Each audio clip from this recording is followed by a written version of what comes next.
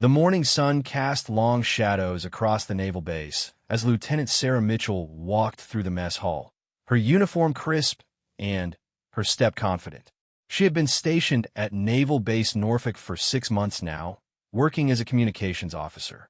The chatter of sailors filled the air as they discussed weekend plans, upcoming deployments, and the usual military gossip that kept morale up during long stretches away from home. Sarah had always been the type to blend into crowds. At 28, she possessed an unassuming presence that made people comfortable around her. Her brown hair was always pulled back in regulation style, and her green eyes held a warmth that invited conversation. What most people didn't know about Sarah was that before joining the Navy, she had served 3 tours as a Marine sniper in Afghanistan. It was a chapter of her life she rarely discussed, preferring to focus on her current role in communications rather than dwelling on her past experiences in combat zones. As she made her way to her usual table in the corner, she noticed Petty Officer James Rodriguez sitting alone, staring at his untouched breakfast.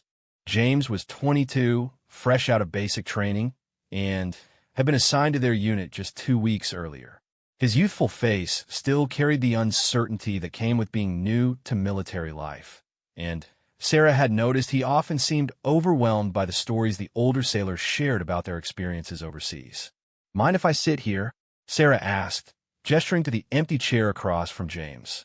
He looked up, surprised by the invitation. "Of course, Lieutenant. Please sit down." Sarah settled into her chair and began eating her breakfast, occasionally glancing at James, who seemed lost in thought. The mess hall continued to buzz with conversation around them, but their corner felt oddly quiet. She could sense that something was bothering the young sailor, and her natural instinct to help others kicked in. "You seem pretty quiet this morning," Sarah observed, keeping her tone casual and friendly. "Everything okay?" James shifted in his seat, pushing his eggs around his plate with his fork. "I've been thinking about something, Lieutenant. Yesterday, during training, Sergeant Walsh was telling us about his deployment in Iraq. He talked about combat situations, and he paused, seeming to search for the right words. I guess I'm just trying to understand what it's really like over there." Sarah nodded, understanding the weight of his curiosity. Every young service member went through this phase of wondering about combat, trying to prepare themselves mentally for what they might face. She had been there herself years ago, before her first deployment, when everything seemed both terrifying and abstract at the same time. "It's natural to have questions about deployment," she said gently. "What specifically is on your mind?" James looked around the mess hall nervously, then leaned forward slightly. "Well, Sergeant Walsh mentioned that he had to engage enemy combatants during his tour. He didn't go into details, but it got me thinking about what that must be like. I mean, how do you deal with something like that? How do you know if you're ready for it?" The question hung in the air between them. Sarah took a sip of her coffee, considering her response carefully. She had learned over the years that talking about combat required delicacy, especially with someone who had never experienced it. The reality was often far different from what people imagined, and she didn't want to either traumatize James or give him false expectations. "Every situation is different," she began slowly. "Training helps prepare you for a lot of scenarios, but the reality is that you can never fully know how you'll react until you're actually there. The important thing is to trust your training and trust the people around you." James nodded, but she could see that her answer hadn't fully satisfied his curiosity. He seemed to be wrestling with something deeper, something that went beyond general questions about deployment readiness. "Lieutenant," he said, lowering his voice even further, "can I ask you something more specific? I know you've been deployed before, and I was wondering." He hesitated, then seemed to gather his courage. "Have you ever had to, in combat situations, have you ever had to take someone's life?" The question caught Sarah off guard, not because it was unexpected. She had been asked similar things before, but because of the casual way James had phrased it. He was asking about her kill count, as if he were asking about her favorite movie or what she had done over the weekend. The innocence in his voice made it clear that he had no real understanding of what he was asking. Sarah set down her coffee cup and looked at James carefully. She could see the genuine curiosity in his eyes, the desire to understand, and prepare himself for what might lie ahead.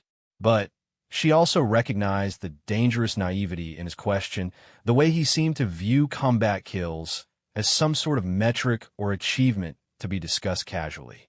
"James," she said quietly, "that's a very personal question, and it's not really something that people in the military discuss casually."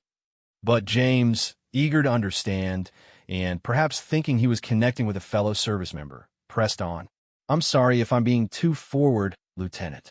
It's just that some of the guys were talking yesterday about different people's experiences, and they mentioned that you had been in some intense situations during your Marine service.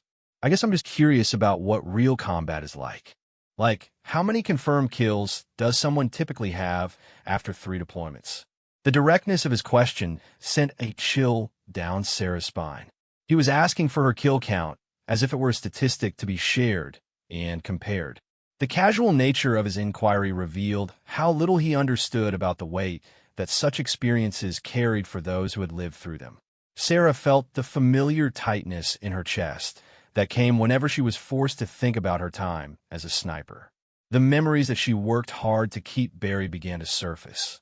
The crosshairs lining up on targets, the moment of pulling the trigger, the confirmation that another human being had stopped breathing because of her actions. Each memory carried faces, circumstances, and a complexity of emotions that couldn't be reduced to a simple number. "James," she said, her voice becoming more serious, "I need you to understand something. When you ask about kill counts, you're not asking about statistics or achievements. You're asking about some of the most difficult and traumatic experiences that a person can go through." But James, still not grasping the gravity of what he was asking, continued with the enthusiasm of someone who thought he was finally getting the real story. "I understand it must be tough, Lieutenant, but I figure if I'm going to be deployed soon, I should know what to expect. The senior guys always talk about this stuff, but they never really give specific details. I thought maybe you could help me understand what the numbers usually look like for someone with your experience." Sarah realized that James wasn't going to let this go easily. His curiosity was driving him to push for an answer that she wasn't prepared to give, and his lack of understanding about the nature of what he was asking made the situation even more uncomfortable. She looked around the mess hall, noticing that their conversation was starting to draw attention from nearby tables. Several other sailors had begun to listen in, and Sarah could see the mixture of curiosity and concern on their faces. Some were young like James, eager to hear war stories and understand what combat was really like. Others were veterans who understood exactly what James was asking and why it was problematic. "Lieutenant," James continued, seemingly oblivious to the growing attention, "I've heard that snipers typically have higher confirmed kill counts than regular infantry. Is that true? And if you don't mind me asking, what was your personal count during your 3 tours?" The question hung in the air like a stone dropped into still water, creating ripples of silence that spread outward from their table. Sarah felt every eye in their section of the mess hall turn toward her, waiting to see how she would respond to such a direct and personal question about something that most veterans considered sacred and private. She looked at James, this young man who had no idea what he was really asking for, and felt a mixture of pity and frustration. He wanted numbers, statistics, something concrete that would help him understand what he might face. But what he was really asking for was for her to relive some of the most difficult moments of her life and reduce them to data points for his curiosity. The silence stretched longer, and Sarah could feel the weight of everyone's attention. She knew that whatever she said next would not only affect James, but would also be heard by every person within earshot. Some were veterans who carried their own burdens from combat. Others were young sailors who were just as curious as James about what war was really like. Sarah took a deep breath, knowing that this moment would require her to make a choice about how much of her past she was willing to share and how she could help James understand the gravity of what he was asking without either shutting him down completely or traumatizing him with details he wasn't prepared to handle. The mess hall remained quiet, waiting for her response to a question that had suddenly transformed a casual breakfast conversation into something much more serious and significant. The morning sun continued to stream through the windows, but The atmosphere in their corner of the room had shifted dramatically, charged with the tension of a moment that would stay with everyone present for a long time to come. Sarah looked into James's expectant eyes, seeing reflected there the same curiosity and innocence that she had once possessed before her first deployment. She remembered being exactly where he was now, wondering about combat, trying to prepare herself mentally for experiences that couldn't really be prepared for. The difference was that she had never been bold enough to ask a veteran directly about their kill count, perhaps because some instinct had warned her that such questions carried weight that she wasn't ready to understand. Now, faced with James's direct question and the attention of half the mess hall, Sarah had to decide how to respond in a way that would educate rather than simply shut down the conversation, while also protecting her own emotional well-being and respecting the gravity of what he was asking about. Sarah looked around the now silent mess hall, feeling the weight of dozens of pairs of eyes focused on their table. The casual morning chatter had completely stopped, replaced by an uncomfortable tension that seemed to press down on everyone present. She could see veterans at nearby tables shifting uncomfortably in their seats, their expressions showing a mixture of understanding and concern. The younger sailors leaned forward with curiosity, waiting to hear something they thought would give them insight into what real combat was like. James sat across from her, still unaware of the gravity of what he had asked. His young face showed only eager anticipation, as if he had finally found someone willing to share the real details that others had kept from him. He had no idea that he had just asked her to quantify some of the most traumatic experiences of her life, to reduce moments of life and death decisions to simple numbers that he could process and file away in his mind as preparation for his own potential deployment. Sarah took another sip of her coffee, buying herself time to think. She could feel her heartbeat accelerating as memories from Afghanistan began to surface uninvited. The first kill came back to her with startling clarity, a Taliban fighter who had been targeting her unit from a rooftop compound. She remembered the way her hands had trembled slightly as she lined up the shot, the moment of absolute stillness before she pulled the trigger, and the sick feeling in her stomach when she saw the man fall. That had been early in her first deployment, when she still believed that training could fully prepare someone for taking a human life. 37, she said quietly, her voice barely above a whisper. The single word fell into the silence like a bomb. James blinked, not immediately understanding what she meant. But around the mess hall, the veterans understood immediately. Several men and women who had served in combat zones felt their own memories stir, recognizing the tone in her voice, the flat, emotionless way that people spoke when they were accessing memories too painful to feel while discussing. 37 what? James asked, still not grasping what she had told him.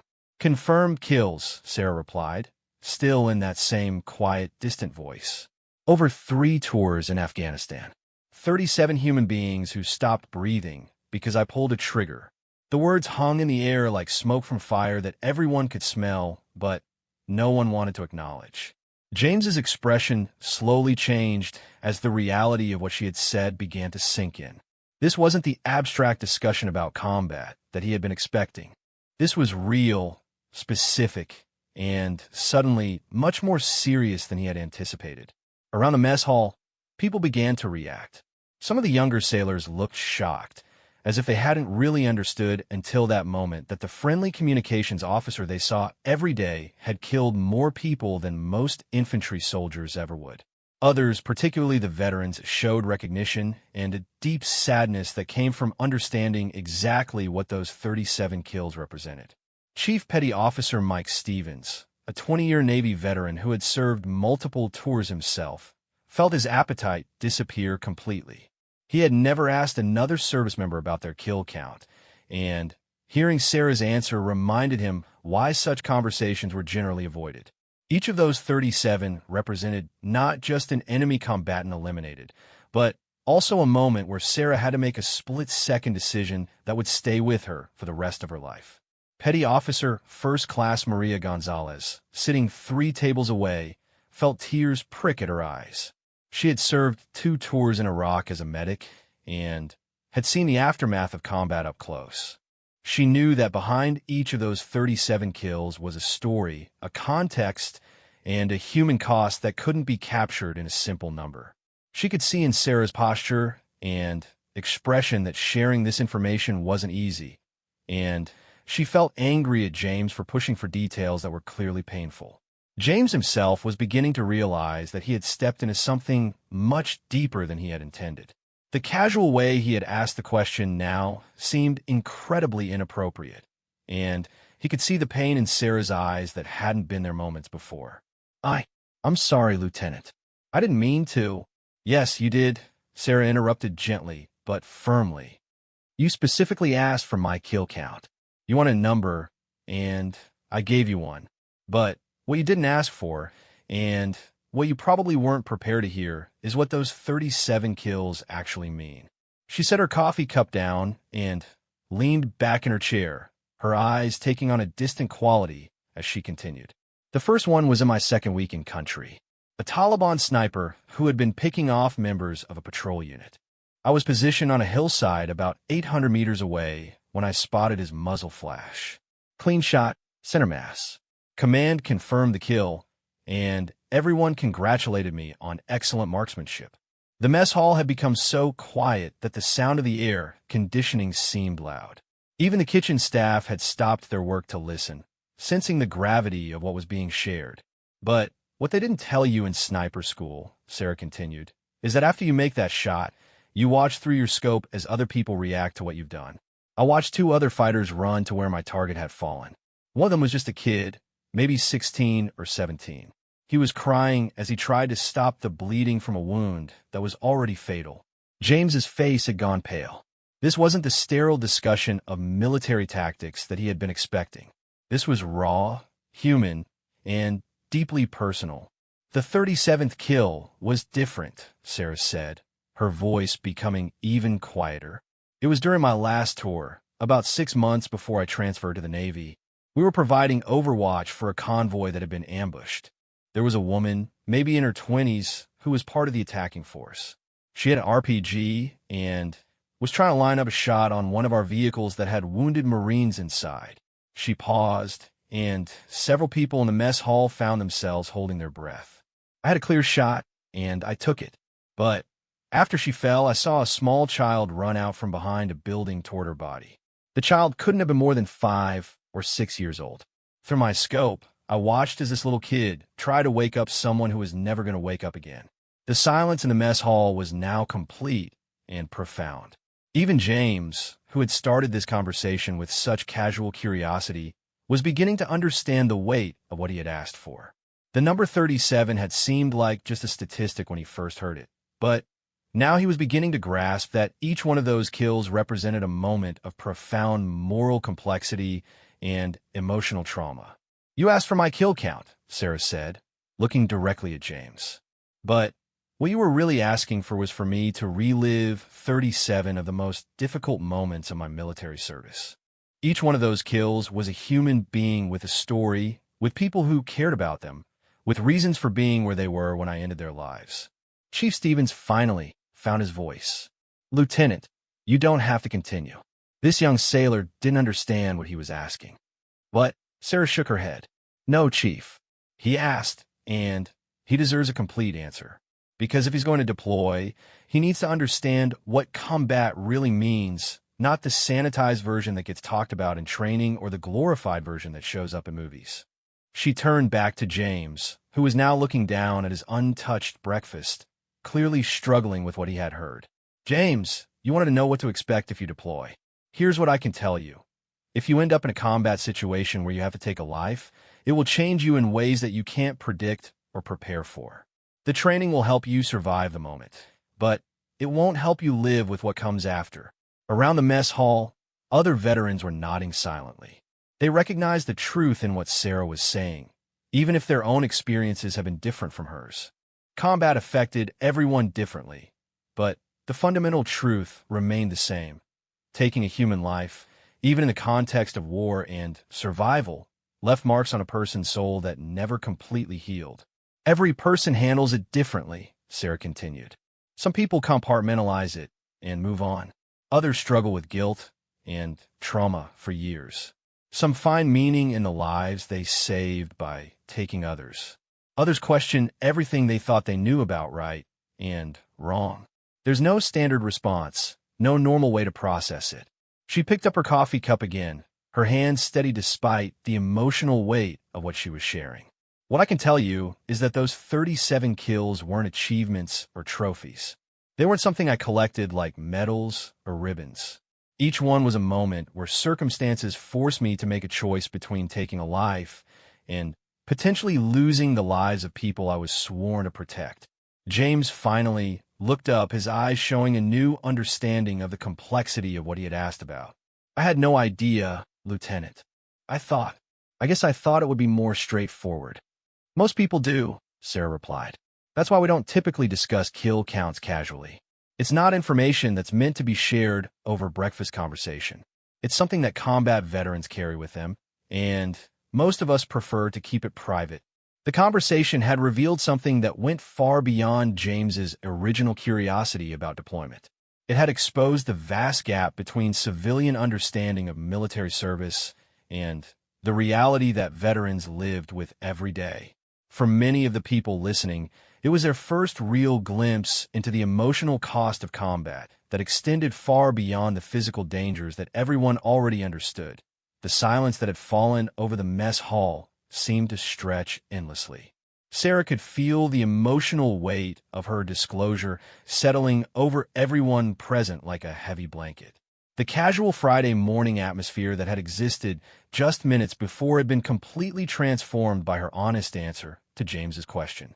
She looked around the room and saw faces reflecting shock, understanding, respect, and in some cases their own hidden pain. Petty Officer Rodriguez, sitting at the table nearest to theirs, was staring down at his hands. He had served 2 tours in Iraq as an infantry soldier and had his own experiences with combat that he rarely discussed. Hearing Sarah's raw honesty about her kill count brought back memories he had worked hard to suppress. He remembered the first time he had to engage an enemy combatant at close range, the way the man's eyes had looked in the moment before he pulled the trigger, and the sleepless nights that followed for months afterward. At another table, Seaman Jennifer Walsh was experiencing something she hadn't expected. She had joined the Navy straight out of high school, and her understanding of combat had been shaped primarily by movies and television shows that portrayed military action as heroic and straightforward. Hearing Sarah talk about watching a child try to wake up someone she had killed was forcing her to confront a reality that was far more complex and morally ambiguous than anything she had been prepared for. James himself seemed to be struggling with how to respond. He had started this conversation with such confidence, asking his question as if he were inquiring about sports statistics or weather reports. Now he was faced with the reality that his casual curiosity had forced someone to relive traumatic experiences for his educational benefit. The guilt was written clearly across his young face. "Lieutenant," he said quietly, "I'm really sorry. I had no idea that asking about that would be so personal." Sarah finished for him. Painful? Complex. She wasn't angry with him, but she wanted him to understand the full scope of what his question had encompassed. "James, there's something else you need to understand about those 37 kills. Each one of them stays with you in different ways." She paused, gathering her thoughts before continuing. The mess hall remained silent, with even the kitchen staff having stopped their work to listen.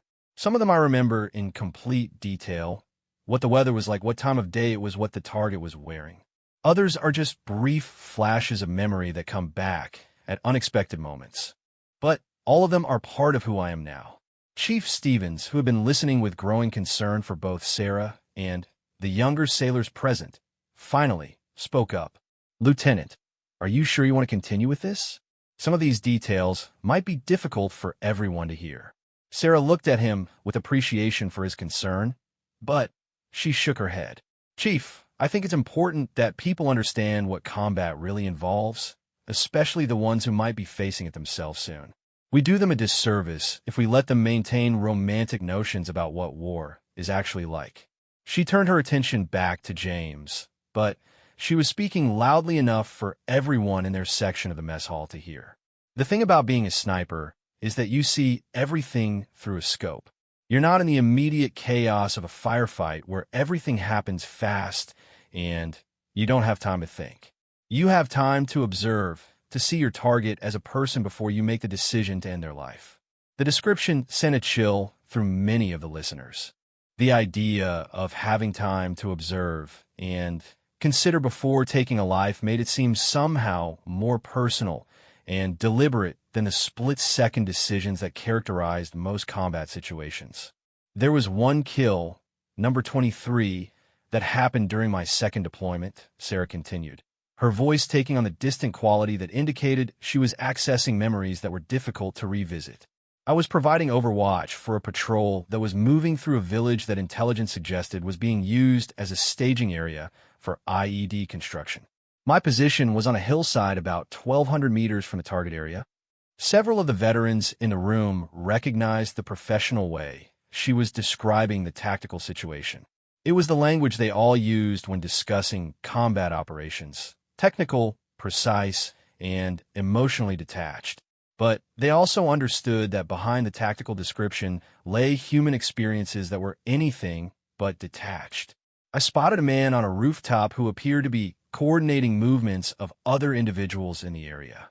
He was using hand signals and had what looked like communications equipment. Command confirmed that he was a legitimate target and authorized engagement. James was listening with rapt attention, but his expression showed that he was beginning to understand that the reality of sniping was far different from the action movie version he had probably imagined. I lined up the shot and was about to engage when I saw him pull out what looked like a photograph. Through my scope, I could see him looking at it, and even from that distance, I could tell it was a picture of a family, a woman, and 2 small children. He looked at it for maybe 10 seconds, then put it back in his pocket. The detail hit the listening audience like a physical blow. The idea that Sarah had witnessed this intimate moment, this brief connection between her target and his family before taking his life, added a layer of humanity to the situation that was almost unbearable to contemplate. I still took the shot, Sarah said simply, because my job was to protect the patrol and he represented a threat to American lives. But I've thought about that photograph thousands of times since then.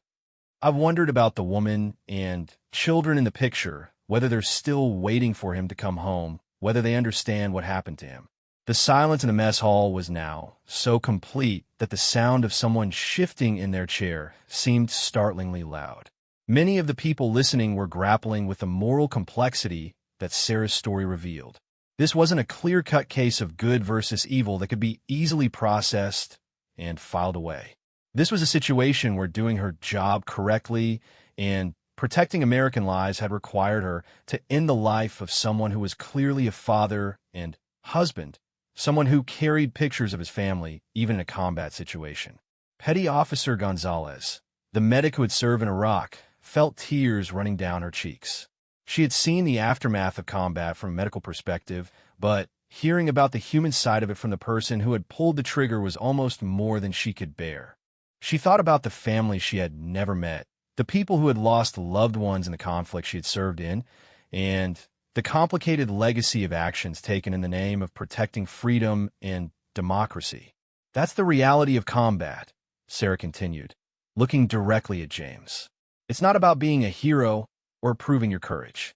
It's about making impossible decisions in situations where there are no good options, only necessary ones. And then living with the consequences of those decisions for the rest of your life. James was no longer eating, his breakfast forgotten as he struggled to process what he was hearing. How do you deal with it? He asked quietly. How do you live with knowing that you've taken so many lives? The question revealed that he was finally beginning to understand the magnitude of what he had originally asked so casually. He was no longer seeking statistics or bragging rights. He was genuinely trying to understand how someone could carry such a burden. You deal with it day by day, Sarah replied. You remind yourself why you were there, what you were protecting, and what would have happened if you hadn't done your job. You talk to counselors, you lean on other veterans who understand what you've been through, and you try to find meaning in your service that goes beyond the individual actions you had to take. She paused, then added, and you accept that it changed you permanently. The person I was before my first deployment doesn't exist anymore. The experiences I had, including those 37 kills, fundamentally altered who I am. That's not necessarily a bad thing, but it's a reality that anyone considering combat service needs to understand. Chief Stevens nodded slowly, recognizing the wisdom in what Sarah was sharing. He had seen too many young sailors deploy with unrealistic expectations about what combat would be like, only to return struggling with experiences they hadn't been mentally prepared for. The most important thing to understand, Sarah said, addressing not just James, but everyone listening, is that taking a life in combat isn't something you get over or move past. It's something you learn to carry. Some days it's heavier than others, but it's always there. And that's okay, because it should be there. The day that those deaths stop mattering to me is the day I'll know I've lost something essential about my humanity. Her words resonated deeply with the veterans in the room, many of whom had struggled to articulate the same feelings about their own combat experiences. The idea that carrying the weight of those actions was actually a sign of retained humanity rather than a weakness or failure was something that many had never considered before. The conversation had evolved far beyond James's original question about kill counts. It had become a profound discussion about the nature of combat service, the moral complexities of war, and the long-term psychological costs of actions taken in defense of others. For many of the younger sailors present, it was their first real glimpse into what military service might actually require of them if they found themselves in combat situations. The atmosphere in the mess hall had completely transformed from the casual Friday morning energy that had existed before James asked his question. What had started as breakfast conversation between two service members had become something much more significant, a raw, honest discussion about the realities of combat that most people never heard and many veterans never shared. Sarah could see the impact of her words on the faces around her. Some of the younger sailors looked shaken, their previous notions about military service clearly challenged by what they had heard. Others appeared thoughtful, as if they were processing new information that would influence how they approached their own potential deployments. The veterans in the room showed a mixture of recognition and gratitude. Recognition because they understood the courage it took to share such personal experiences, and gratitude because someone had finally articulated truths that they carried but rarely expressed. James sat across from her, his breakfast long forgotten, struggling with the weight of what his casual question had unleashed. The enthusiasm and curiosity that had driven his initial inquiry had been replaced by a soberness that seemed to age him several years in the span of a single conversation.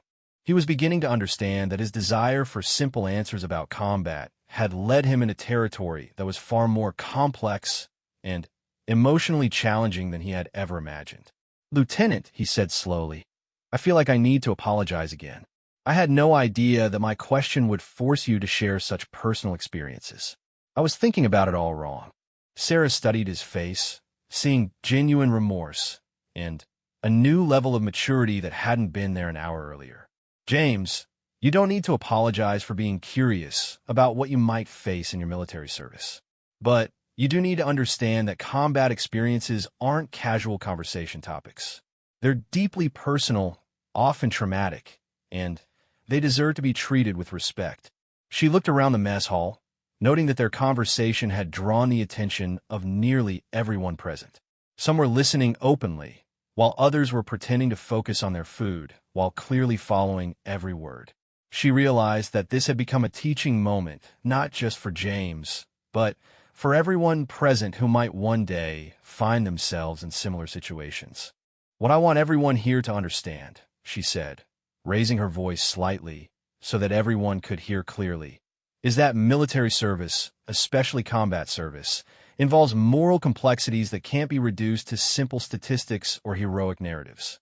Every person who serves in combat situations will face decisions that stay with them for the rest of their lives." Chief Stevens nodded, then stood up from his table and walked over to where Sarah and James were sitting. His expression showed deep respect for what Sarah had shared, but also concern for the impact it might be having on some of the younger sailors. "Lieutenant Mitchell," he said formally, I want to thank you for your honesty about your service. I think everyone here has learned something important today about what military service really means. He turned to address the room as a whole. What the lieutenant has shared with us today is something that all of us, especially those who haven't deployed yet, need to understand. Combat service involves making difficult decisions under extreme circumstances, and those decisions have consequences that extend far beyond the immediate situation. Sarah appreciated his support, but she felt there was more that needed to be said. The conversation with James had opened a door to discussions that rarely happened in military settings, where there was often pressure to maintain a strong, unaffected facade about combat experiences.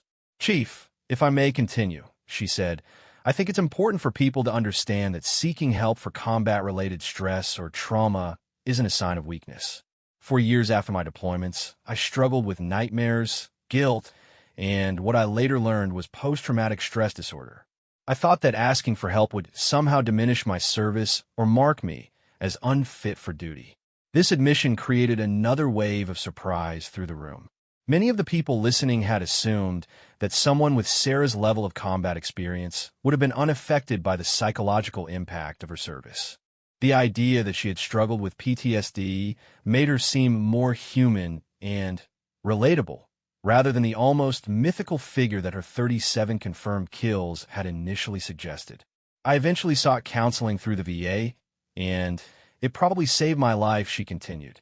I learned coping strategies, worked through my guilt and trauma, and developed a healthier understanding of my service and what I had done. But it took years, and I wish I had started that process sooner." Petty Officer Rodriguez, who had been struggling with his own memories throughout the conversation, found the courage to speak up. "Lieutenant, how did you know when you needed help?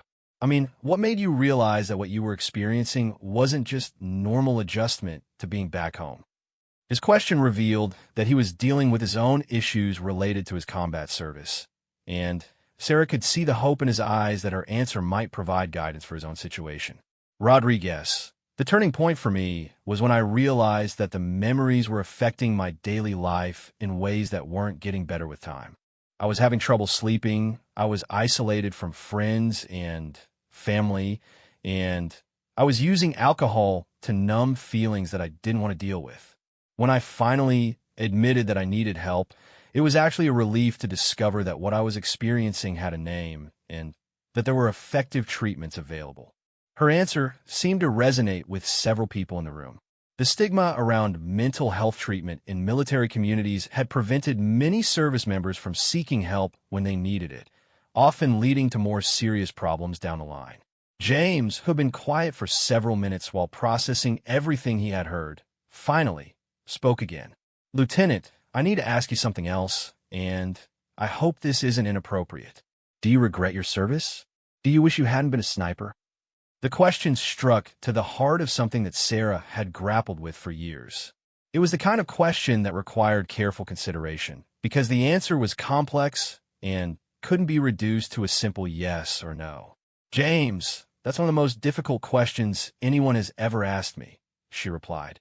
"The honest answer is that I'm proud of my service, and I believe that what I did saved American lives and contributed to mission success.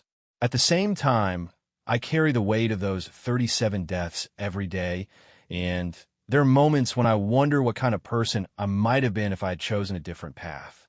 She paused, gathering her thoughts before continuing. "But I've come to understand that regret isn't really the right framework for thinking about it. Those experiences, difficult as they were, made me who I am today. They taught me about courage, sacrifice, moral complexity, and the true cost of freedom. They also taught me about resilience, the importance of mental health care, and the value of honest conversations like the one we're having right now." The mess hall remained quiet as people absorbed what she was saying.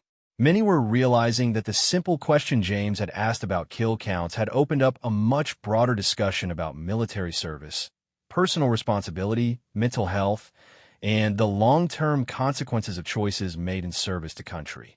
"What I would tell anyone considering military service, especially combat roles," Sarah said, "is that you need to understand that you're committing to more than just a job or even just serving your country.